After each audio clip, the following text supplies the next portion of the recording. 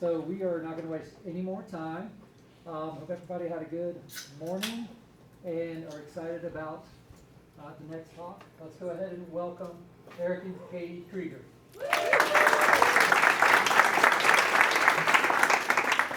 Thank you, Stephen. We're very happy to be here. I have enjoyed getting a chance to meet some of you. I'm sorry we were kind of absent this morning, but we had a great session, hiking session at Garden of Gods with Bob. There were, birds and deers and bears. Oh my! And after that, we had to take a nap. So sorry if we missed out some other fun stuff. But we are here today to talk a little bit about what comes next. What does life after FI look like, or what can it look like? And we're going to talk a little about what it looks like for us and what it might potentially look like for you, but our SLOMAD journey. But first, just a little bit about ourselves so you know kind of our biases. As Steve mentioned, I'm Eric. I'm 53. I'm a retired teacher and principal. And I'm Katie, and I'm almost 55. And I'm a retired teacher and dean of students. And yeah, we have 2 kids, and they are currently 25 and 19. And well, we started our journey really at about in our 30s. We both had debt because we'd been divorced. And so, but anyway, working through all of this, we're 5 by 50. And Eric is still doing some consulting work. Yeah, don't tell the retirement police, but I still do a little bit of work. And we currently are in Dallas, and I was living in Dallas, but we also SLOMAD. So that's what we're doing. So the SLOMAD word just means that we are slow traveling nomadic people. So we go various places. We live for 3 to 6 months at a time just to try out different locations. And we don't do that through van life. We try to actually live in the community instead of the bubble that exists outside of it. So we're going to talk a little bit more about that. But first we wanted to talk a little bit about some of the themes and the principles that have emerged as we've made these decisions. Okay, so here are some of our guiding principles. We feel, definitely, I'm always about this, that there's more than one right answer. And that's why I wanted to say that, this is what we do, this is what's working right now for us in August 2026. It may not work for you, some things might work for you, or you might go, hey, how can I tweak that for us? So that's important. We think freedom is way more important than wealth. Obviously, we have our FI number, so we do have some of that, right, so that we can have that freedom. And simple is better than complex in pretty much everything. And the big thing is the zero-based thinking. So we wanted to start with more than one right answer, because whenever you stand up and talk about the way you live things, there's the implication, the implied message is this is the right way to do things, and we don't believe that at all. It works for us, but I was talking this morning on our hike, I was talking with Julie about decision making. And one of the things I love about FI is this idea of gathering a lot of information and analyzing it and making the most optimized decision. But the downside of that is it's really easy to lend yourself to analysis paralysis and just gather so much information that you're looking for that one perfect answer. And there isn't one. There's lots of right answers. And of course, as a society, we know this as teachers, we've been trained from birth to think that there's one right answer. Like it's A, B, C, or D, right? It's a multiple choice mentality. But that's not the way life works. Sometimes I think A is the right answer. And it's wrong. It's obviously B. And so that's the other really important thing about doing something like this. There are a lot of decisions that have to be made all the time. And so the biggest in all life relationships, right, is clear, concise communication. So we talk about all of it. What's the good, what's the bad, that's the ugly, what do we want to change for next time? What do we need in our search next time? How long do we want to go, et cetera? So we are always communicating and staying on pretty much the same page. So this principle that there's more than one right answer for every question applies to everything. You can talk about like career choices. You reach a decision point. Oh, am I going to stay with this organization or I'm going to go here? Am I going to do one more year or am I going to retire? And the fact is, there's lots of right answers. Mm-hmm. You don't have to think it's X or Y. It could be Z or it could be X and Y. Career, investment. What we want to talk about today, because it kind of leads into the SLOMAD decisions we made, is how you make your decisions about places to live. So as I travel around, I still do consulting, like I said, I go around different places in the country, and I like to ask people, not just where you live, which is something we've all talked about, but the deeper question that Keith wanted, why do you live there? Because that's an interesting question to consider. Why do you live in the places where you live? So I like to ask that question, and when I do more formal workshops, we'll drill down and we'll do the 5 why thing. And that's really interesting. I'll be like, well, why do you work here? Or why do you live here? I live here because this is where I have a job. Oh, okay, well, why did you get a job here? Well, because my school had an internship, and oh, okay, so why did you choose that school? And you drill down a couple more times, and it's like, well, I chose that school because I was dating this girl. Okay, well, still with that girl? No. So why did the girl choose a school? Well, she was a fan of the Dallas Cowboys, so she wanted to go to school where it's crazy, the little decisions that we make that end up informing why we're doing the things that we're doing currently. So why you live where you live, I think, is an interesting one. I did drill down in the data, though, on this, and it turns out that there's two big categories. There's your stayers, people who are born in one place and they stay within 50 miles of that place for their whole lives. And then there's movers. The stayers tend to be motivated, if you talked about why they do that, they're motivated by family, roots, community. The movers, though, tend to answer those questions differently. They tend to say that they're motivated by opportunity, choice, all of these things that are listed here. Very different mindsets. And another thing for us specifically is that we grew up in relatively small military families. And so like my young years were spent on the road, moving around every 3 years. And even through college, I was bouncing around from here to there as I was doing some exchanges and stuff. And so that kind of helps us be like, okay, let's pick up and go now because we've been stuck for a while. So that still kind of influences our thinking just because that's the way that we grew up. So again, there's not one right answer. If you're a stayer, that's great. I'm kind of jealous of people like that sometimes because it is simpler. If you're a mover, then that can be good for you also. Neither is better or worse, and people can choose to be one or the other. The data shows that once you move once, you're more likely to move again and again, but that's not true for everybody. So they're just different frameworks that help people make the right decisions. Another framework that we talk about is this idea that freedom is better than wealth. So a long time ago, I worked corporate America. I worked for AIG before the bailout, and I feel that's important to say for those of a certain age. But because they were better then. But then I transitioned into teaching, and Eric was in teaching, and that was a wonderful, awesome career. I was in it for 26 years, and we love kids, right? Working with little humans, big humans, but it also gave us flexibility with our families. And so again, we had the 2 kids, and one of our biggest things that we wanted to do was show them the world. So we haven't shown them the world, but we've shown them the United States. We'd go on these road trips in our big van, and we've been to 49 of the 50 states. And so that was a big deal. For example, real quick, in 2023, we took my oldest on a baseball trip for his college graduation. And we ended up in Pittsburgh because we went to see the Pirates, right? Because yeah. Anyway, we had never been to Pittsburgh before, none of us. And we were like, this place freaking rocks. And now that we've been doing this kind of thing, we're like, hey, we could do Pittsburgh. We went back for like 2 seconds in June this year. And I'm like, oh yeah, we definitely are moving this up our list because it's just got such a great vibe. But by traveling everywhere and seeing all the awesomeness that's in these states, that's also given us ideas of where we might want to research. So the freedom that we had throughout our careers, better than just wealth in one location. It's really helped us get ideas about where we want to end up, and it's helped us in the way in which we've moved into FI. If you look at the way a lot of people do it, they work like balls to the wall, and then they retire, and then they stop. They quit right at one time.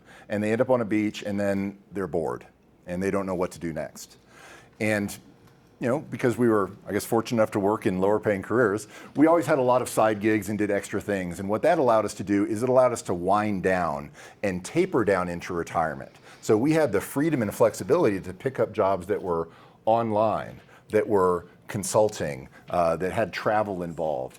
Things like that allowed us to focus on freedom and flexibility rather than just the job that pays the most. Yeah, I was able to teach online while working, in the van on these road trips. I would just have my Chromebook here, and then I would just be typing, and I would be doing stuff, and then we're still checking out the sites.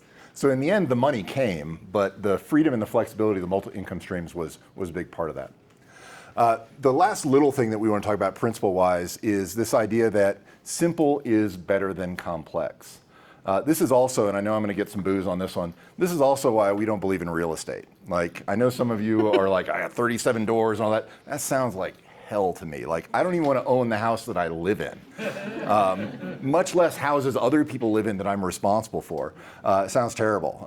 There's just too many variables involved. He's not handy. I'm not handy. Yeah. Same reason why we don't do the van life that some people do. You know, the people that are the big fans of the van life. But he's tall. He doesn't fit. I don't fit. But I also don't want to do all the work involved. I don't want to be the person that's emptying the gray tanks and doing all the repairs and everything that's involved. So we look for lives and choices that are simple. And the way that we do our SLOMAD journey is pretty plug and play. There's not a lot of variables and options in it. So we try to keep things simple. Now, because it's a FI thing, I'm going to share this. Personal Finance Club, probably are aware of it. I like to share this about simplicity. These are all the things that we like to talk about. And I even heard it the other day when we were doing our introductions. This is stuff we're interested in. But the reality is on accumulation, increase your income, decrease your expenses. And that's 95% of the equation, right? So keep things simple when you can. Of course, we know that as things move along, they do get more complex. So this is what we created to show how we spend our wealth and how much time we spend on the different variables that fit into that. Spending decisions, still the biggest part of that, but we have to think more about tax planning and a little bit more about investment decisions. But when possible, we try to remove variables and make decisions as easy as we can. Now, that's also helped our communication that we talked about, because in a lot of FI couples, there's one person who's the nerd who does the spreadsheets, and the other person is like, whatever. But because we have this idea, we want to make things as simple as possible, and because I've always felt it was important for both of us to know everything that's going on, it forces me to explain things in the most simple terms. As if I was a 5-year-old, please, yes. And that has forced me to refine my thinking in such a way that we end up with better decisions working together, because we're looking at it from simple terms. All right. So this is our, zero-based thinking. Honestly, this is pretty much how we look at everything now, literally from 2025 on. You know, the kids are done with college and or still in college, but the zero-based thinking, knowing what you know today, right? Would you make the same decisions? Would you buy that sports car, all right, that you bought? It might have been perfect before you had kids, all right? That's what we ended up having, right? The job that you took might have been great, absolutely perfect environment until the boss came and changed everything up. And then the house that you purchased would have been the right move, and it might have been for decades and decades, but then would you buy that again today? You know, again, because life changes, right? So removing emotion, I have a hard time with that. Man, I'm emotionally attached to all the things, right? But from these questions can be difficult. I'm doing much better with them and trying to be practical and pragmatic, but if not impossible, but trying to constantly reevaluate what is important. Now, do we need this now? No, we really truly don't. Do I want it? Well, probably, but that has no room in our life currently and our future plans. And so knowing that our future plans are super exciting for me, and that makes it easier to just say, nope, I don't need that. And that's not how I've always been. So the zero-based thinking is an important concept, but let's apply it specifically to housing, because that's the one that goes most towards why we're doing the SLOMADic journey. So this was on Choose FI this morning. Anyone see this post? I threw it in here at the last minute because I thought it was really interesting. A lot of my friends get really excited about this idea that their life is going to change when they pay off the mortgage, that it's this big, windfall that's going to dramatically change. And people throw parties where they're burning the mortgage, and apparently they put crystal balls in their house. I didn't know this was a thing, but apparently it is. We need to get one. Yeah. My opinion, though, is that paying off your house really isn't the windfall that most people think it is. In fact, and again, I'll get some pushback from this probably, I think most people dramatically underestimate the amount of money that they spend for their personal housing. You real estate people get it down to a science because that's the business part. But the house that you're living in is a little different. Most of the people that I talk to, if you ask them how much they pay for housing, they can tell you what their mortgage is. And if you push them a little bit, they'll remember that, the mortgage also covers the property taxes and insurance. But they don't necessarily realize that when the mortgage goes away, they still have to pay these two things.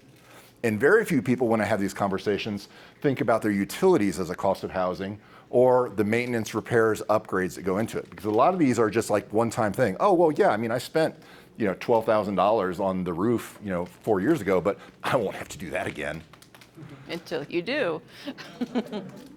Or the just amorphous expenses, things that you buy because you own a house that you don't even think about. Think about every trip you took to Home Depot. Like in our life, I don't have to make those trips. I don't have to buy random hoses or fertilizer for the yard or all these types of things. And again, if you enjoy that kind of stuff, if that's your hobby, that's great. Not me.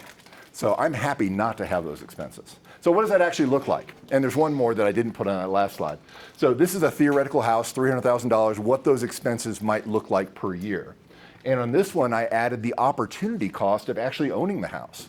So if you've got equity tied up in that that could be invested in something that's potentially much more lucrative, that $300,000 house might cost you around $53,000 a year. And is your housing worth that? Is that really what you want to do? And maybe it was a great decision when you made it, but again, zero-based thinking. Would you buy that house today? Is it still the right decision for you? So this is theoretical. This is a real example because these are our numbers. When we started having these questions and answers back in 2019, this is what our mortgage looked like. We hadn't paid it off at that point, but it was $950. Our total expenses, and this doesn't include the just, we have to run to Target and grab X, Y, or Z. And it doesn't include the opportunity cost. But even with those other categories, we were spending about $2,200 a month. This is a 1,900 square foot, 4-bedroom house in a suburb of Dallas. It's about 50 years old. But these were our expenses. We're like, man, if we pay off that mortgage, things are going to get so much better. Well, fast forward 5 years. But wait, there's more. Mortgage interest goes away. Everything else goes up. We're in Texas, so that matters because we don't have a state income tax, and Texas is notorious. We'll just leave it there. Yeah. Okay? Notorious. And it's an older house, so maintenance, repairs, et cetera. But the point is that 5 years later, our housing costs exactly the same. There's no windfall from actually paying off our house. So, should we still live there? And hopefully you guys can ask yourselves, how much does your housing actually cost you? Then you toss in the other idea. We moved to our location for what reason? We had our reasons. Why did you move to yours? Were you a stayer? Were you a mover? Were you there because of your high school girlfriend's favorite football team? So you ask yourself this, if you could pick a zone, one area in the country to live in for the rest of your life, which would it be? Let's do this. H. I know there's a lot of Colorado fans here. How about this? Ask yourself, which one do you currently live in? And then, if you could live anywhere, would it be the same one? Absolutely. And for some people, that's a great answer. But I think it's still worth examining that answer. Make sure that you still believe that, even though you're not just staying there through sheer inertia. So some of the factors that we consider Is when we're doing this, okay, on our SLOMAD journey, we do have a house. Okay, Eric just showed you the costs. Our oldest son rents it from us. So that allows us some flexibility in what can we take to have another house, right? We're also supporting our kid in college. So we've got like 3 houses technically, right? But so we look at the areas, cost of living, all right? We make adjustments based on like Hawaii does not cost as much as Nebraska doesn't, okay? The climate, that is a big one, and I've talked to a few of you about that already. My body is broken, and I can't cool down. So living in Texas for 30-something years, I don't go outside in the summer. I cannot handle the heat and the humidity. If you know Texas, sometimes summer starts in April, sometimes the end of March, and it can go all the way through until the beginning of November. So some years I'm kind of stuck inside, and that sucked having as a mom because my kids want to go outside, right? And so we'd have to time things very specifically, yeah. Anyway, so climate's important. We want to be in a place where I can be outside all the time, right? Airport access. While Eric is still consulting, it is easier to live nearby an airport instead of a couple hours away, or to have to always take different, legs before you can get to the actual destination. Our population stuff, it's like our access to services and what's there in that area. It's a Costco corollary. They've done the market research, so if they find that there's enough of a population to support a Costco, they probably have all the other things we're looking for also. And we both love water. Like, we've lived on the ocean now, but we really want to, at some point in the near future, be on a lake. I'm cool with Puget Sound, and things like that. And then, of course, one of the things we've really, really enjoyed is being close to a university. Again, it doesn't have to be a big school at all. It can be, we lived next to Creighton, and we've been with University of Nebraska, Omaha. We've been by Coastal Carolina, and we've gone to sporting events, mostly because that's my deal. But we could go see a musical. We could go do all sorts of things that are right there that are also cheaper. So that kind of, and potential employment. I could teach Spanish. He could teach whatever it is he You wants gotta to get teach. something out of that doctorate. Right. So these are our basic guidelines. We travel different places for 3 to 6 months. We're not in a van. What we use is we use a variety of platforms. We've tried Airbnb. We've looked at Cozy. We've looked at Vacasa. But for the most part, we've settled on Furnish Finder. We tend to get the better deals for that, for what we call medium-term rentals. Our guideline is 25% of our budget. We're trying to spend the same that we would have spent on a house. So for us, that's around $2,200 a month. We've been below that in all of our stays so far. And we want to live like a local. Again, RVing is great, but you're living with other RVers and it's a transient population and you're not talking to the people that actually live in those locations. So we try to see, what is it like here? What are the grocery stores? How's the traffic? Is this a place where we might want to eventually live longer term? And we can adjust our destinations as we go along. Remember that zero-based thinking. We could write a plan right now about all the places we want to go, but we're not going to stick to that if that doesn't make sense moving forward. So we can adjust our destinations. If there's a massive stock market crash and I don't want to sell off stocks this year, then we'll just go to a cheaper place instead of a more expensive place. And some of the things that are up here, they're aspirational. I work a lot in Hawaii and we want to live there, but we can't afford to live there for the rest of our lives. Why did you move it? Because it happened. Let me put that remote down. But we could live there for 6 to 10 months. So that kind of thing is easy. So we're looking for a variety of climates, options. This is kind of our list, and I will tell you the first place we moved was Omaha, one of the most underrated places on the planet, and no lie, and I will discuss that at length with you if you want. That was based on Eric working there a week every month last year. That was our first SLOMAD trip. Myrtle Beach, that was February of this year till the end of April. Again, Eric was working in Horry County. We moved to Santa Fe August 21st, and that is, again, based on his working. Now, when we say working, it's like a couple weeks out of the month, if that. So it's not like it's just a little bit. It's like, hey, why not be close to what he's got to do? He's got to drive her all around New Mexico. We might as well be there. Well, we chose Santa Fe instead of living in Albuquerque because I want to be in the mountains. Myrtle Beach, I wanted oceanfront. Got it. And Omaha, I wanted to be in an urban setting. Now, Seattle, that is where I grew up. So I know there's a lot of PNWs here, and I'm like, hello, yeah, okay. That has been on my list forever, but until really he's done working. Yes, I know they have an airport, but where he tends to work is on the other side of the country. So that's not really a great move for us yet. And then, like he said, Hawaii, we also want to try Mexico. There's a lot of places. And I'm going to put Pittsburgh right into here. No joke. Okay, our list keeps changing based on time of year, too. So we're not going to be in Pittsburgh in the winter. So we've been doing it for a while. We love it, but it's not perfect. And it's not the right answer for everyone. It's not even necessarily going to always be the right answer for us, even though it is right now. Some of the challenges we deal with, of course, there are logistical challenges. How do we get our stuff there? We bought a new car that was big enough that we could move with us and have a car in the different places we go, but it's not massive. Where do you get your mail? Do you maintain residency in a place? What about jury duty? Where do you do laundry? All of these things are just questions you have to answer, but that's part of exploring a new location, is figuring out how to solve all of those things. So for me, again, I'm a mom. And I miss my kids, right?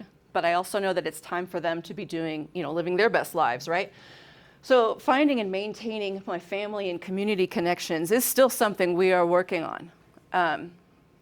Yeah, I'm just gonna say that. So I do FaceTime with a lot of people, a lot. We do fly people in to visit us. I go back. The other thing that he did not mention with logistics is doctor's appointments. I have specialists, et cetera. So I usually do every 6 months, I have a week of doctor's appointments and I'll come back home. Also, my cat's at home. He's 13 and I'm not gonna bring him all these places because that's too stressful on him.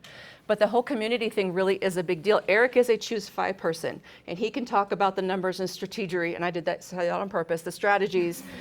But honestly, I'm just kind of like, it's fascinating-ish, but it doesn't work with me, ish. I mean, I love it because I'm living the dream, right?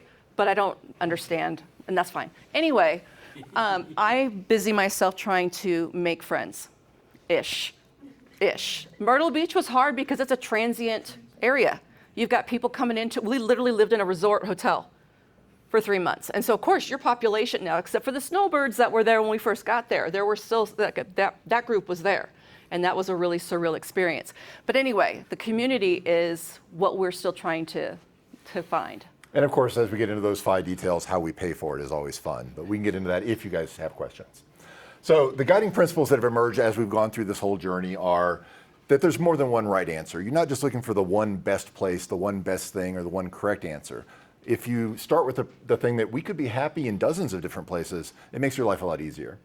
Also, the idea that freedom is better than wealth. You know, a lot of it is the journey as a destination. We like going to all these different places and seeing all the different things. That's a win for us.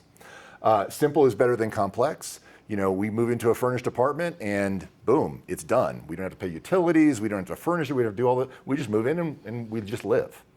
And then lastly, this idea of zero-based thinking, constantly asking yourself, is this the right decision today based on the data that we have now? So thank you guys for listening so patiently. We've got some time for discussion. So, like I alluded to yesterday, I do the social media stuff that that is our life, right? So this is a QR code, and it will take you to our link tree. Eric writes magnificent blogs, and this isn't hyperbole. He gets really deep into FI.